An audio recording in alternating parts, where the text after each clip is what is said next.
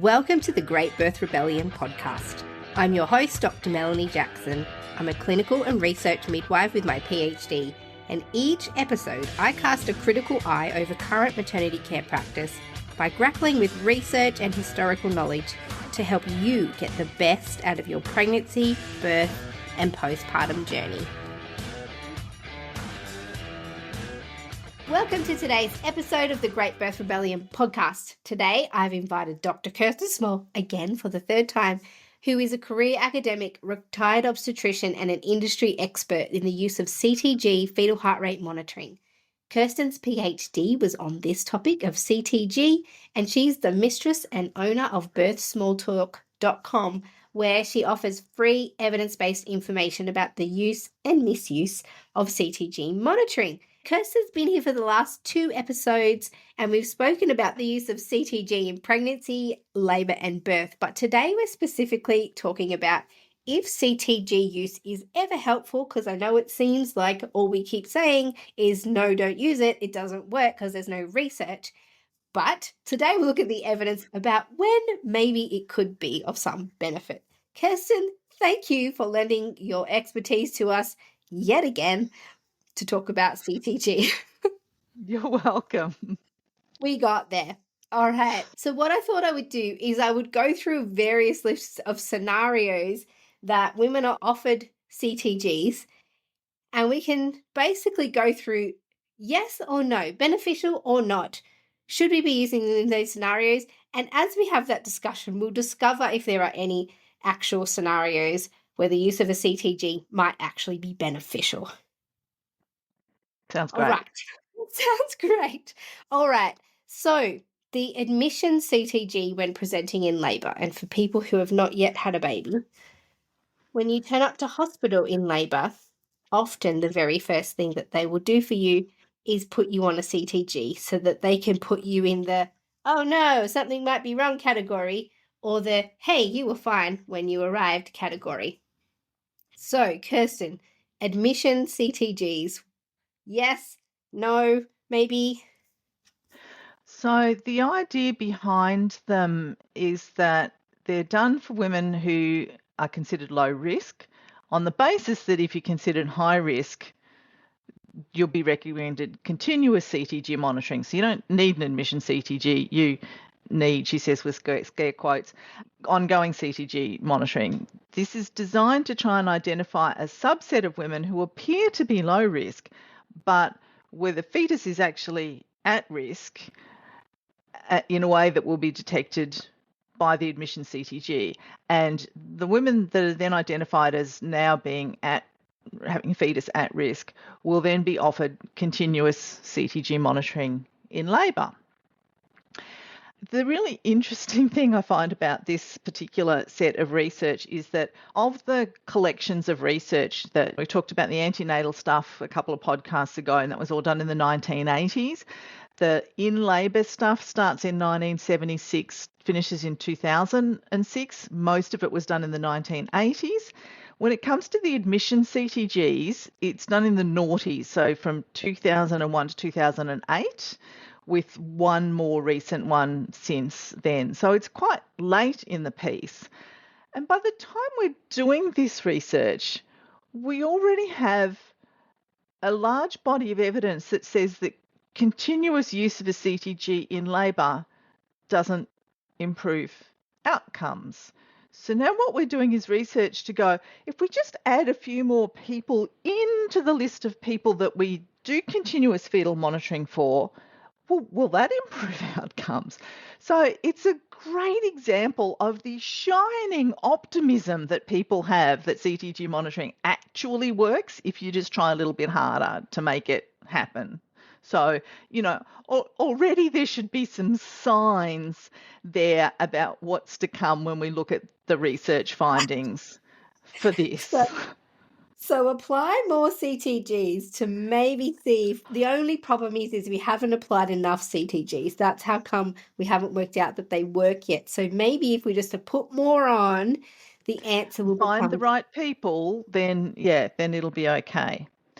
So there's a Cochrane review for this. There's 4 trials, as I said, 2001 to 2008. The numbers here are better than they were for the antenatal CTGs, but not as many as we have for the in-labour stuff. So it's 13,269. And it showed no difference in death rates, any of the other measures about babies, seizures, admissions to the nursery, but a 20% increase in the caesarean section rate and a 10% increase in the use of vacuum or forceps for birth. Right, so we can... Are we surprised, given that that's the same thing that we found for the in-labour stuff? Yeah. So having an admission CTG increases the chance of caesarean section and assisted vaginal birth with forceps or vacuum, but doesn't change the outcomes at all. Correct. Okay, so we need to apply more interventions just to get the same outcome if you've applied a CTG for That's admission. one way of looking at it. Now, unlike the other bits of research we've looked at so far, there is actually a recent update to this. Partly, I think, because in some parts of the world, people don't want to let go of their admission CTGs. And so somebody went, oh, well, prove it then. I mean, I don't know if this is actually how this research happened. It's just the nice story I've come up with. So in Dublin, who have been central to a lot of the research about CTG monitoring, in 2018, they published a thing called the ADCAR trial. And that added another 3,000 women to the mix. And there were no deaths at all in that trial. So, you know, it doesn't make a difference to mortality. Don't know, it didn't happen in either of the groups. But again, there was absolutely no difference in any of the other outcomes for babies. But unlike the older stuff, there was no difference in caesarean section rate or instrumental births with this particular new set of information. And I've done a sneaky meta-analysis of this just for my own purposes. It's not published anywhere. I have a course that you can access it in if you want to pay to come and learn some more.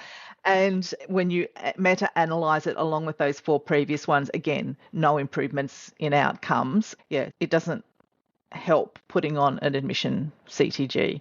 The other thing to keep in the back of your mind with that information is the belief that if I hear something abnormal with the heart rate, then I should put the CTG on because that should improve outcomes. In essence, that's kind of the situation with this group of people, because the ones where the CTG was not normal on admission were the ones who ended up with continuous CTG use. And despite that, it didn't make a difference to outcomes. Mm-hmm.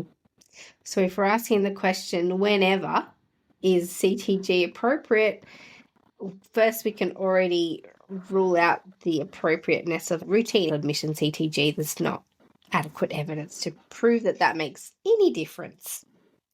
Correct. Right, we got that one. So what about if a woman has an epidural during labour? Would it be a good idea to put a CTG on then? Okay. To answer that question, what you would need to do is design a trial where you took a population of women who had all had epidurals or were about to have epidurals and randomly select the use of CTG monitoring or intermittent auscultation once the epidural was established. That research has never been done. We do have, in amongst the trials, the in labour trials that have been done, there are some women that had epidurals. It was at an earlier point in time in places where the epidural rate was low. So, for example, the Dublin trial, which is the biggest of the CTG in labour trials, the epidural rate was 3%. So, yes, there were women in the trial that had epidurals, but they really don't contribute in a meaningful way to the outcomes. So we have no evidence. Maybe it does, maybe it doesn't. Physiologically speaking, provided the woman's blood pressure is stable and she is well oxygenated, there's no real reason to believe that putting a CTG on should make any differences to outcomes in that particular situation. I think it's what I see in clinical practice is that with the onset of an epidural, the care kind of shifts to kind of remote control stuff. Automated blood pressure cuff goes on, a pulse oximeter goes on the woman. So you can now do the observations while standing at the end of the bed.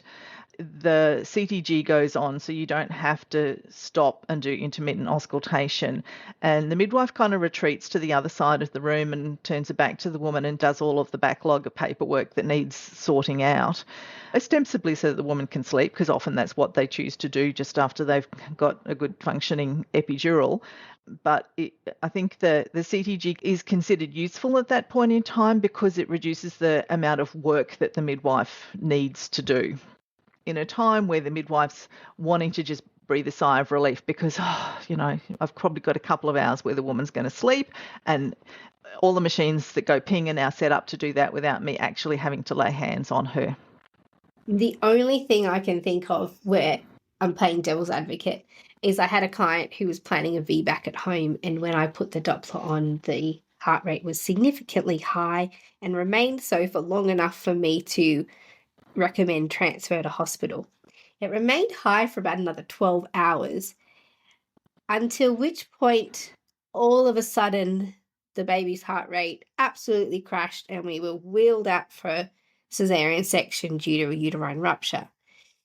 She had an epidural on board so she could sleep, exactly as you say, because of how long her labor had been. And in that scenario, I was like, whoa, that was good that the CTG was on. But as you said in one of the previous episodes, but if the CTG wasn't on, something else would have been done to be checking on the well-being of that baby. Yeah. Presumably there's no fetal heart rate monitoring. The alternative would have been intermittent auscultation. What I'm getting at too is that everybody, I think, would have a story about a time where they believe a CTG saved the scenario or was significant in the scenario. So I guess what Kirsten and I are saying is that may be so that you identified times where a CTG created a change in the outcome, good or bad. But what we're saying is there's no universal evidence to suggest that this should be applied to everybody and that we can promise any particular outcome by the use of a CTG. But there are times where I do believe that it was fortuitous, where people went, whoa, luckily we had the CTG on. That's entirely possible. But what we're trying to get at here is that it's not well documented in the research. Correct. So that's epidurals. What about for women who are planning VBAC, vaginal birth after cesarean? Part of the policy around that is that women have continuous CTG monitoring. Have we ever looked at if that's a good idea or not? We have. There is one trial. It's tiny. There were 50 women in each, so it's completely undersized in terms of its ability to detect anything, and they didn't do a sample size calculation to decide how big the trial should actually be to produce meaningful data. They just decided we're going to do 100 because it's a nice number.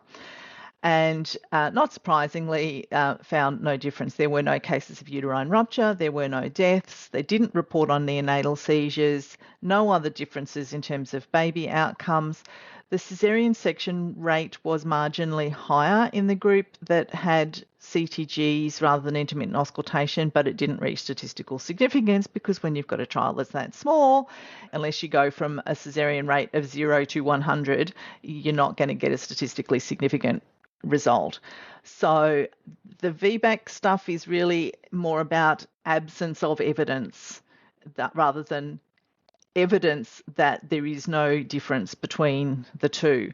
When we look at the broader set of research, I've gone and read the fine print of them all to see whether vaginal birth after caesarean section was one of the reasons why women were included in the high-risk trials, and it's never mentioned. And I think there's a couple of reasons for that. One is that the base caesarean section rate was significantly less than it is now. So like the Dublin trial, at the end of that trial, the percentage of women who had caesarean sections as they gave birth at the end of that trial was 3%, which is just like gobsmackingly low. I mean, at the time of recording now, Australia is nearly up to 40% caesarean sections. Yeah. And so the number of women that would then line up for their next pregnancy who had had a caesarean section would be at best 3%.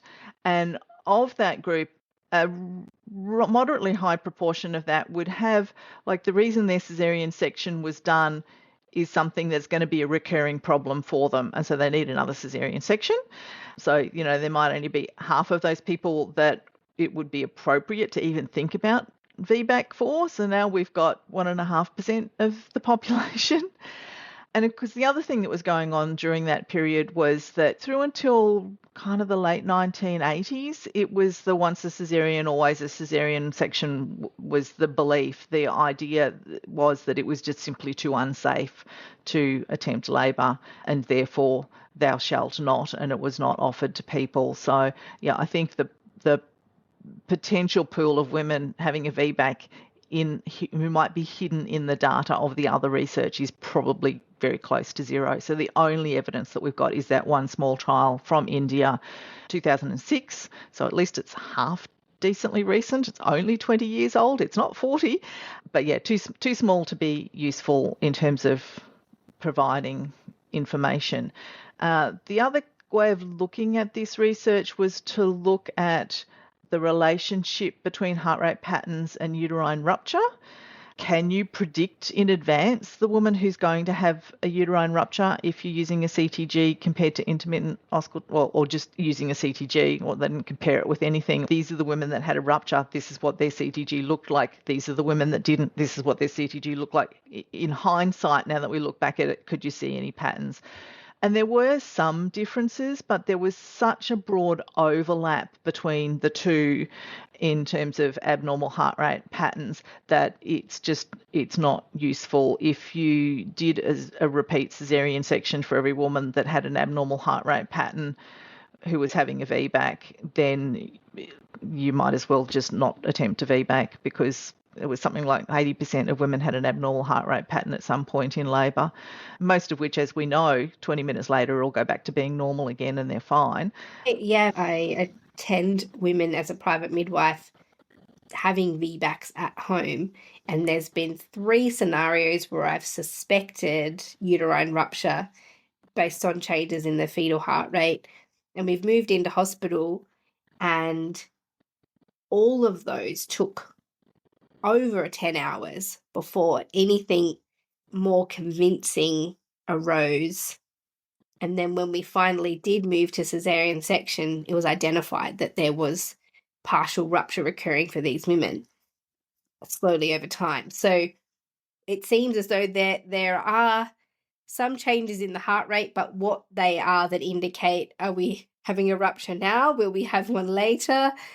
Maybe this is just a quirk in the baby's fetal heart rate. The handful of cases I've been involved in during my time in clinical practice was so completely obvious that a student midwife could have recognised them from the other side of the room, peeking between her fingers without actually listening to the heart rate. It was quite clear that something seriously bad was happening, and you don't need, putting a CTG on that in that situation would have been counterproductive, because you just needed to get to theatre right now. Yeah.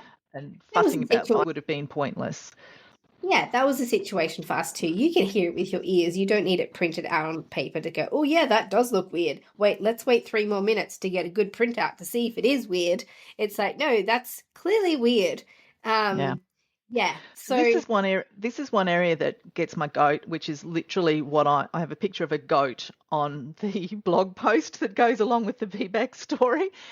Because I hear so many stories of women who want to give birth in a hospital because they perceive it to be the safest option when they've had a previous caesarean section, who are held hostage. I will not care for you unless you have a CTG. Or, well, all right then, but you can't get in the bath unless you have a CTG, or you can't have this, or you can't have that. And it's unethical, because you cannot make a strong argument for CTG use for this group of women on the basis of the evidence. I've seen that too, where women are attempting to do something that's outside of the policy. And so they go, okay, we'll let you do that, but you got to do this one thing for us first. So, big deep breaths. And let's move on. All right. multiple births, twins. I mean, if women are fortunate enough to find a clinician who will actually support them to have vaginally born multiple babies, is there any evidence that the use of CTG during these labours would be beneficial? This is the question that started all of this, Mel, because I was sitting in my consulting room one day in private practice with a couple, and she had a twin pregnancy, and we were in the third trimester and having our, what we're going to do for birth chat. And she wanted to birth vaginally. And I was just, you have a list, you get used to these things when you've been doing it for a while, and was going through my list of things that would happen and would normally be recommended for labour with twins. And I said to her, and we would we'll recommend that you have continuous CTG monitoring in labour. And her husband went, why? And I said, well, that's what the guidelines say. And he said, is there actually any evidence to show that that will make anything better? And I kind of went, I'm sure there must be, but I don't actually have any at my fingertips. Can you give me a couple of days and I'll email you what I find. I'll just go and, look up something in the Assuming that library. you were And going, assuming I that you were thought going. I thought it was like, hold my beer, like I thought this would be easy. Surely there's such a consistently strong recommendation in all the guidelines. Surely there would be a pile of evidence. And there is none. So there's never been a randomised control trial that looked at just women with twin pregnancies.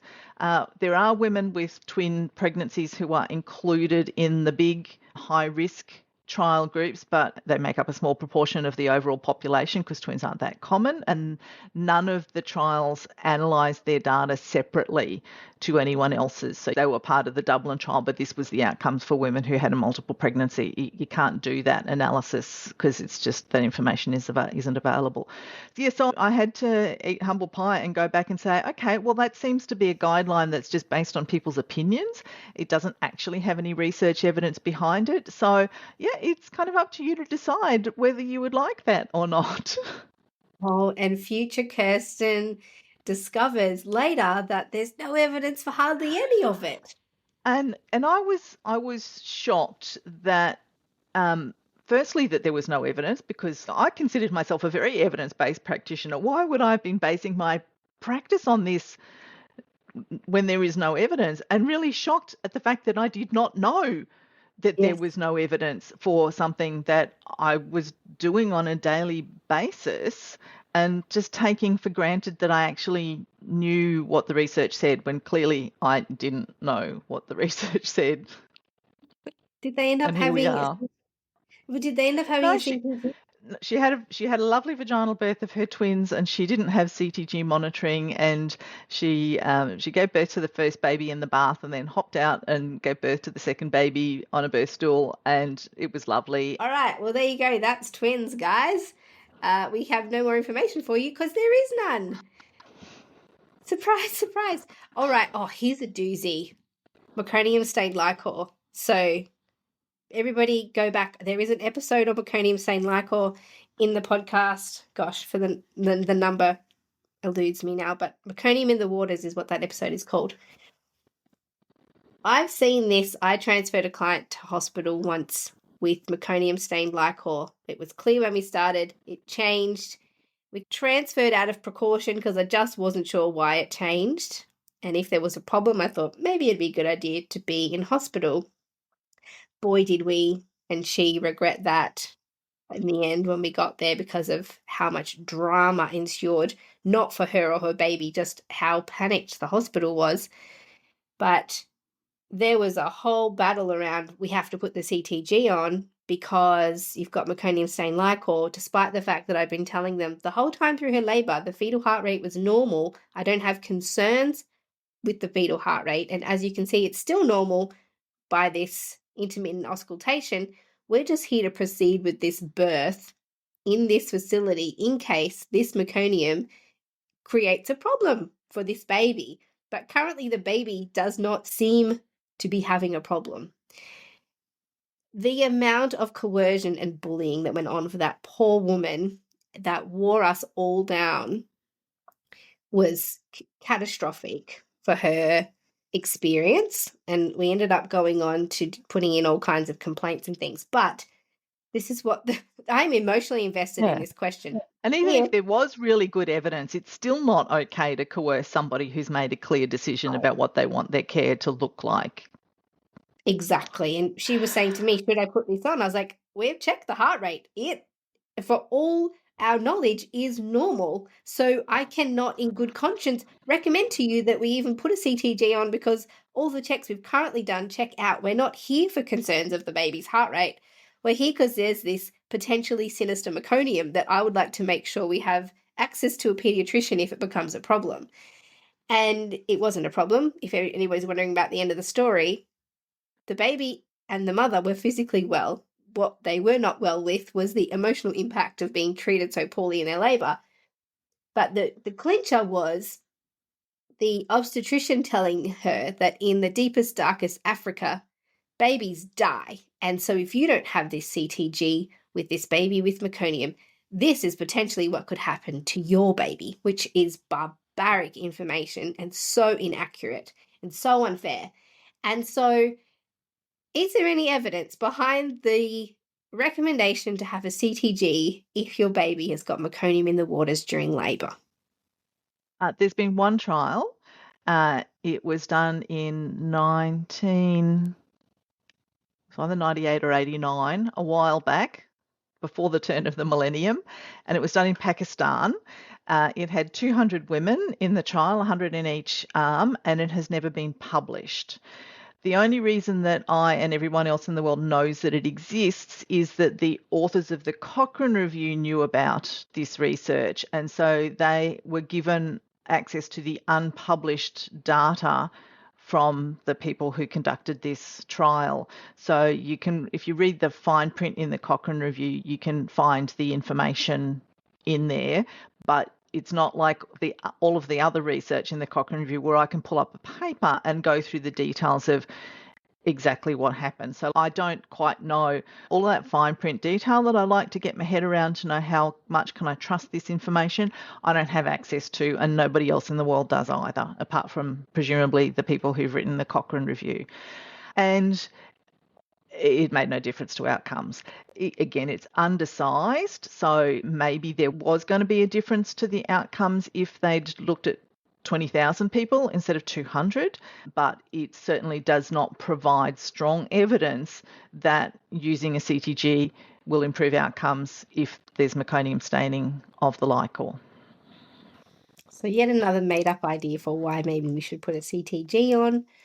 All right. There you go, guys. We've done CTGs for meconium. Same answer, basically. Not enough research. What's next on your list? Okay. All right. So if I notice something unusual, so we're using intermittent auscultation and then we notice something unusual on the Doppler, is the appropriate next step to put a CTG on? To answer this, you would need to do a trial where the entry criterion was an abnormal sounding heart rate of some description with intermittent auscultation, and then half of those women would continue with intermittent auscultation and the other half would have CTG monitoring, and who got which would be assigned randomly. That research has never been done. In some of the big randomized control trials, that was one of the entry criteria. So some of the high-risk trials where you had to be high risk to be eligible to be in the trial, one of the risk factors was an abnormal heart rate heard on auscultation, and they were happy to randomly assign people to continuing with intermittent auscultation under those circumstances. And, you know, as we know from the overall mix of results for the in-labour stuff, there was no difference in outcomes.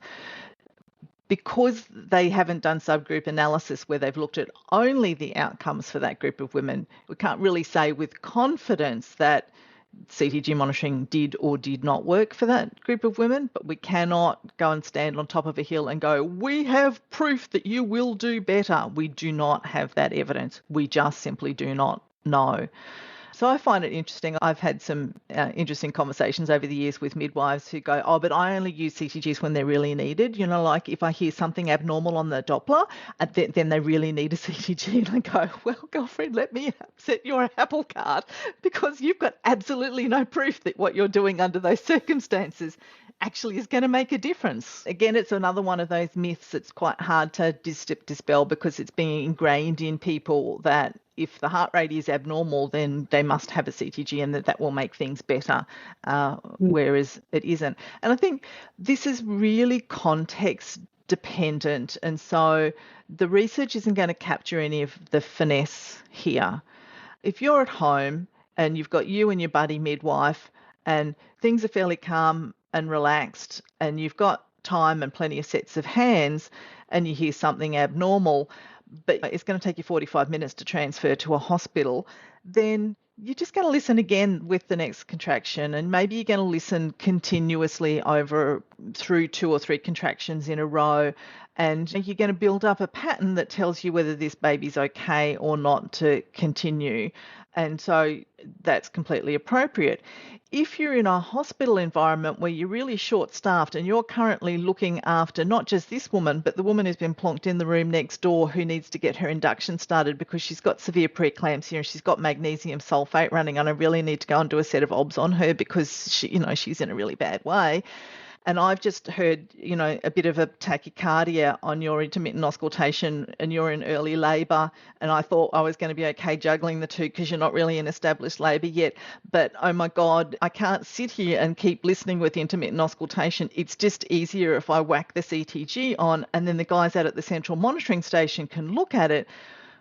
Well, because it makes sense under that set of circumstances to apply it. So it really is context dependent. If you have good staffing and good midwifery care, then in a non-emergent kind of situation, then continuing with good quality intermittent auscultation in the hands of somebody who knows how to do it well and how to interpret what they're hearing is fine. Because I've heard that held over women's heads, like, oh yeah, we could do intermittent auscultation, but if we hear something weird, then we'll put the CTG. You will have to. You'll have to put the CTG on. Yeah, I mean, during the time when that research was being done and before CTGs were invented, midwives and obstetricians had ways of deciding who still needed a caesarean section or an instrumental birth, even without having put a CTG on. With the uterine rupture situation, there are times when the clinical situation is so obvious that you need to step in and intervene, that stopping to start CTG monitoring would actually be extremely inappropriate. If there's a cord prolapse, you don't go, let me go and grab a CTG machine and put some monitors on. You just need to know, is this baby currently alive? If so, let's go to theatre now. That's right. Yep. All right. We have got 2 more questions. So, if women are opting for induction of labour, it'd be beneficial to have the CTG monitor on during an induction. What does the evidence actually say? Again, there's never been a trial where they've looked at induction of labour on its own and randomised people, and it would need to be a fairly modern trial because the way that we've gone about inducing labour has changed quite a lot over time. So at the time that most of the research about CTG use in labour was being done, we weren't using prostaglandins. The Dublin trial, which is the biggest of the CTG trials, Dublin didn't really believe in induction of labour, so their induction of labour rate was 3%. Like their caesarean section rate, really low. Wonder if the two might have been linked in some way. That's a topic for another week. And that tended to be confined to women who were more than 42 weeks pregnant. What they did like, though, was oxytocin. So if women weren't going fast enough with their labour, then they would augment labour. So they'd start an oxytocin infusion to make the contractions stronger, particularly if it was their first baby. So they had 23% of women in the trial had an oxytocin infusion running. So while we don't have any research that's actually really helps us to know whether it's a CTG monitoring is a good option for people who are being induced or not, kind of the best that we've got is the fact that there is a subgroup analysis that's hidden in the bowels of the the 1985 McDonald paper about the Dublin trial, that I've been able to pull out and do a bit of fancy research maths on, that looks at, for women who have an oxytocin infusion running and for women who don't, is there a difference in outcomes when it comes to whether they are monitored by CTG or intermittent auscultation. Now, I did this analysis specifically around neonatal seizures because it's the only one of the outcomes where CTG monitoring has had the glimmer of a whisper of a suggestion that it might actually be the better option for people.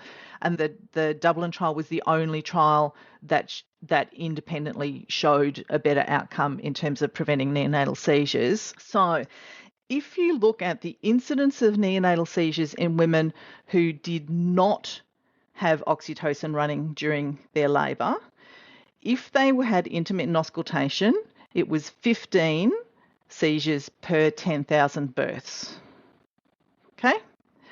If you had CTG monitoring, you didn't have oxytocin going, but you had CTG monitoring, it was 15 per 10,000 births. Now, you could do some fancy stats on that, Mel, but I don't think you probably need to get the point that if you don't have an oxytocin infusion running, there is no reduction in neonatal seizures by whacking a CTG on. However, this is where the story changes. When oxytocin was being used, if you had intermittent auscultation, the rate of seizures was 160 per 10,000 births.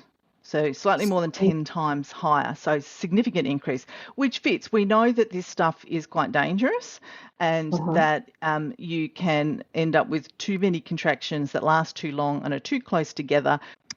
With CTG use, it was 36. So that, I've done the stats on it. It is a statistically significant difference.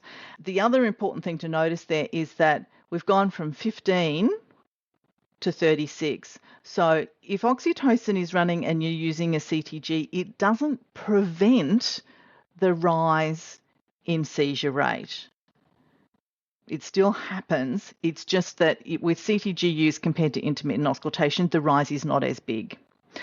There's the beginnings there of a suggestion that if oxytocin is being used, and maybe therefore by extension other medications that also stimulate contractions like prostaglandin, that maybe your baby is better off with CTG monitoring.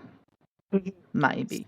So basically what we kind of can glean from that is use of oxytocin for induction significantly, almost 10 times, increases the risk that your baby will have seizures after it's born.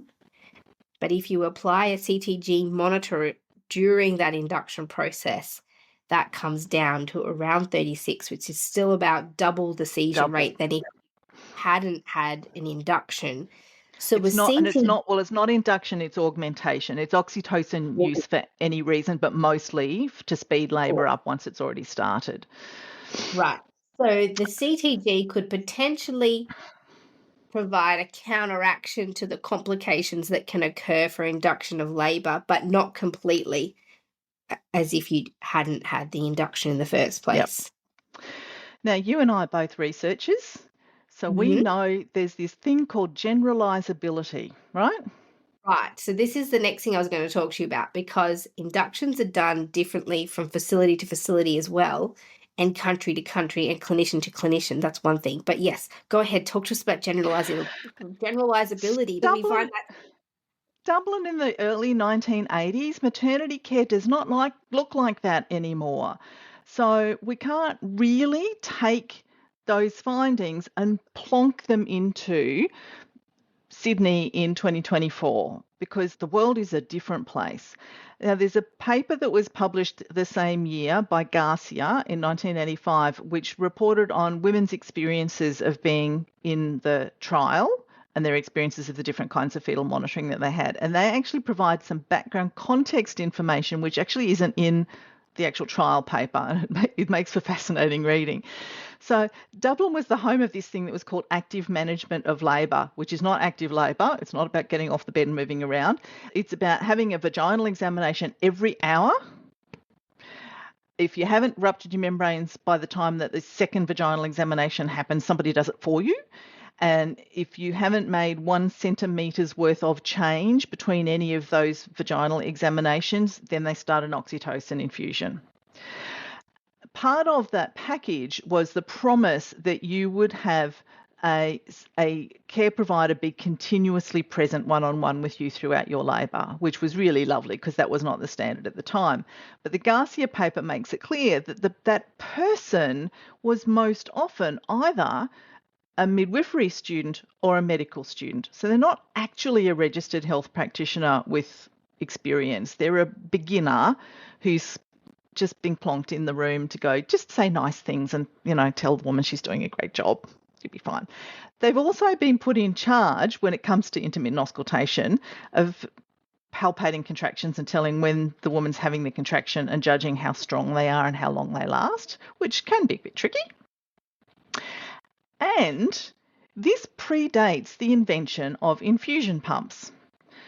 So oxytocin is delivered in a drip, and it's delivered at so many mils per minute, and then you adjust that rate up or down depending on how the woman's body responds. So if there's not many contractions, you increase it. If there's too many contractions, you decrease it. Nowadays, we have fancy machines, and you just type in 10 mils per hour, and the machine does it for you. What used to happen, and I had the experience of doing this when I first started as a medical student, because I'm just a bit older than you, was that the drip comes through. There's a little drip chamber where you can see the individual drops falling out, and instead of mils per hour, we counted drips per minute. And so you would sit there and look at the little chamber and go 6, 7, 8, okay, that one's fine. And then you'd manually adjust the little stopcock up or down to change the rate. And it was fraught. Like, you could easily get it wrong in one direction or another. So what could possibly go wrong with a bored medical student at 2:00 in the morning who's on his 3rd day in birth suite being left alone in a room to do intermittent auscultation, count contractions, and adjust the stopcock on the oxytocin infusion? Why do you think maybe there are a lot of seizures in that group?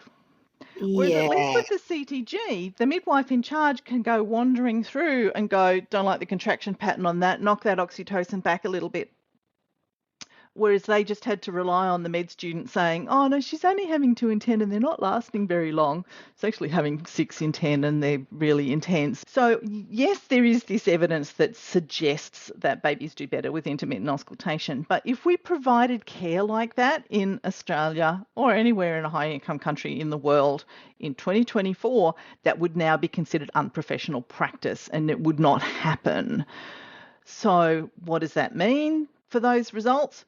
Who knows? We just simply don't know whether they translate across to practice as it is in this day and age.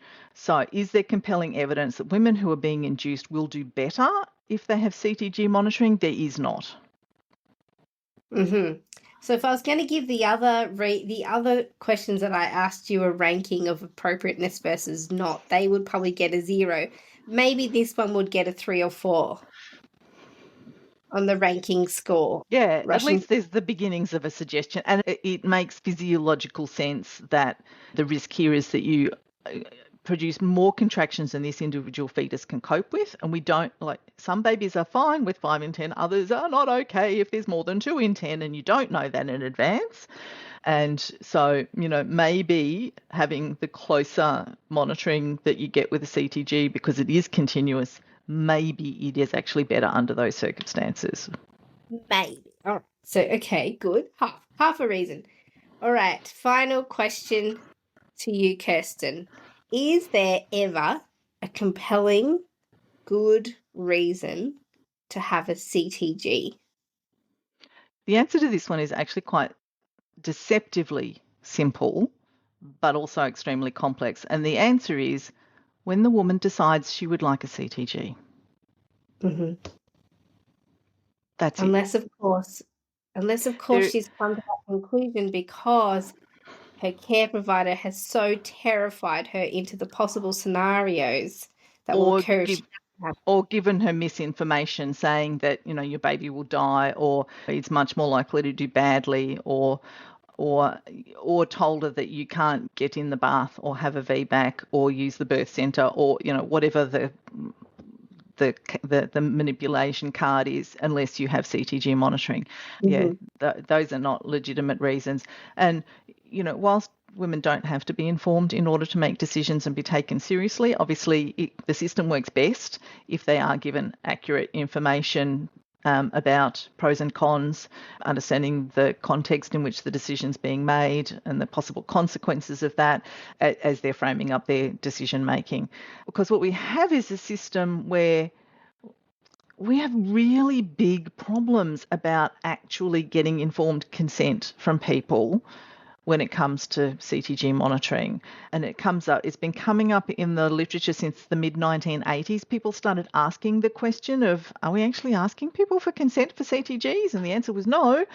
And we're still seeing it. There's stuff that's been published this year from Australia where they asked women about their experiences with fetal monitoring, and there was a common theme of, I wish somebody had actually told me, or I wish they'd given me a choice because that was not what I wanted. And we need to stop doing that. And this idea that women who are considered low risk, well, they get this thing, and women who are high risk, they get this thing, all of that's wrong. Every woman, regardless of the degree of risk that's been calculated for her or not, should have a conversation about what the options are, what the evidence does and doesn't say, and be given a choice, and that choice be respected. And that should be simple, because it does align with the fundamental principles on which your profession and my own is based, and yet it's not happening in practice. Yes. The one big main reason is to use a CTG is if the woman explicitly wants it and believes it's in the best interest of herself and her baby, because she's been given all the information and that's been her decision, rather than being clinician-led, because we don't have enough information to lead that decision-making process with any information that's rooted in evidence, except for maybe with induction of labour. But part of me feels like that is more about counteracting the risk of augmentation and induction of labour than it does to say anything about the benefit of CTG. So as you pitched it to me early on when we were planning this episode, you believe there's approximately 1.5 reasons why a woman should accept a CTG at any time in their pregnancy or birth, which you've just highlighted today. Yeah. So for any clinician... So reason number one, the woman chooses it. The half a reason is because oxytocin is being used either for induction or for augmentation. And maybe we can justify that with the evidence, but it's a bit fuzzy. It's a bit fuzzy, which is pretty much sums up all of the research around the use of CTG any time in your pregnancy and birth. Bit fuzzy. Yeah. If we've taken anything away from these last 3 episodes. Thanks so much, Kirsten. If you're a clinician listening today, I do believe that your clients would be adequately informed if they listen to the last 3 episodes from Kirsten regarding CTG in pregnancy, birth, and this one today that we've just asked the question of, is it ever a good idea? But fundamentally, the request and desire of the woman is what's going to be the biggest decision-making factor in the use of CTG. And if you are a clinician and you're going, hang on, I don't believe any of this, I want to actually know a bit more of the fine print, I have a course for that called Fetal Monitoring for Maternity Professionals, and Mel will no doubt share a link to my website so you can find it, where you can come and actually have me hold your hand while we take an extremely deep dive into all of the fine print, so that you can have those conversations confidently, knowing what the research actually says, not like Kirsten from years ago, who got the surprise of her life when she discovered that there was no evidence. Exactly. Thank you so much, Kirsten. All of that information will be in the show notes. And if you're on the mailing list for this podcast, you'll get all the evidence that we spoke about today. Don't forget Birth Small Talk, Kirsten's blog, which also covers a lot of this information. To get access to the resources for each podcast episode, join the mailing list at melaniethemidwife.com. And to support the work of this podcast, wear the rebellion in the form of clothing and other merch at thegreatbirthrebellion.com. Follow me, Mel, at Melanie the Midwife on socials, and the show at The Great Birth Rebellion. All the details are in the show notes.